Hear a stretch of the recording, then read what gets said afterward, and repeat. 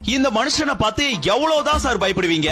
எதுக்கு நீங்க எல்லாம் இவ்வளவு பயம் பயப்படுறீங்க? சினிமா நடிகர்களுக்கு இவர் திரும்ப சினிமாவுக்கு வந்துடக்கூடாதுன்ற பயம், அரசியல்வாதிகளுக்கு கட்சி ஆரம்பிச்சதுல இருந்தே பயம் தான். ஒரு கட்சி பயந்தா பரவாயில்ல, இருக்கிற ஒட்டுமொத்த கட்சியுமே பயப்படுது, பதறுது, அலறுது. ஆளுங்கட்சிக்கு இனிமே நம்மளால ஆள முடியுமான்ற பயம், எதிர்கட்சிக்கு நம்மள ஓரம் கட்டிடுவாங்களே என்ற பயம், மற்ற கட்சிகளுக்கு ஓட்ட பிரிக்கிறாரு என்ற பயம். ஆனா நாம் தமிழருக்கு தளபதியை பார்த்தாலே பயந்தாங்க.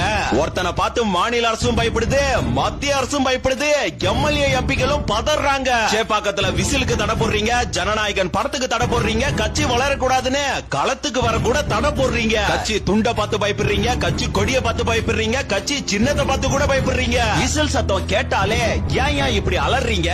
தாவேக்கா சார்பா ஒரு நல்லது பண்ணா கூட இதெல்லாம் நீங்க பண்ணக்கூடாதுன்னு போலீஸ வச்சு வார்ன் பண்றீங்க. சினிமாக்காரன் தளபதியை அழிக்க பாக்குறீங்க, தாவேக்காவை முடக்க பாக்குறீங்க.